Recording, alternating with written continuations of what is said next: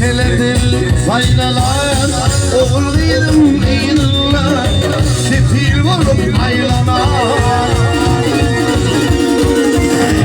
Tutturmuşum beni, benim hayallarım, yürek beni büyütüyor, nehrim hayallerim sana. Ay ömür boyu yaratlar bin, nehrim hayallerim sana.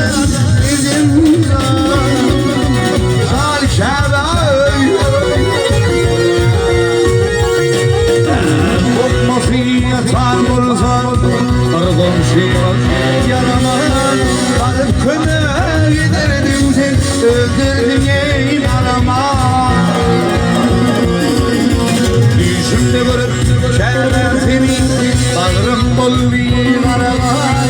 Ömür boyu ağlar bir nehrim ayağın bizim zor. Yürüp seni güzeye, nehrim ayağın bizim zor, bizim zor.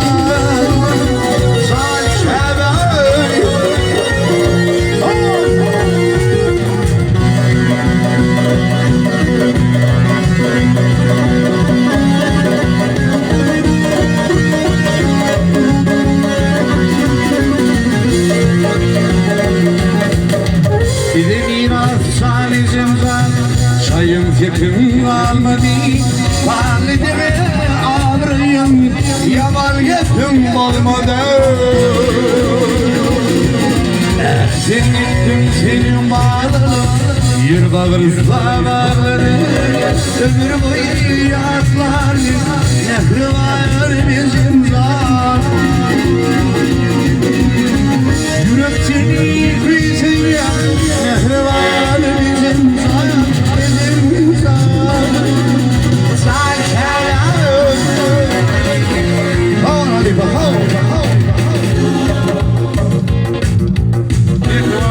Resmine vurdun aydınlar.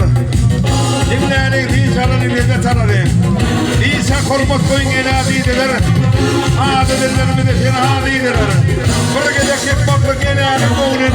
Tebrik etsinmece güne adiydiler. Dağları, bağları bir de yer vursun. Yerine açık etsene solukları vursun. Geçesiniz yatan yumurtasını. İsa'sın, İsa'sın. Unutmayın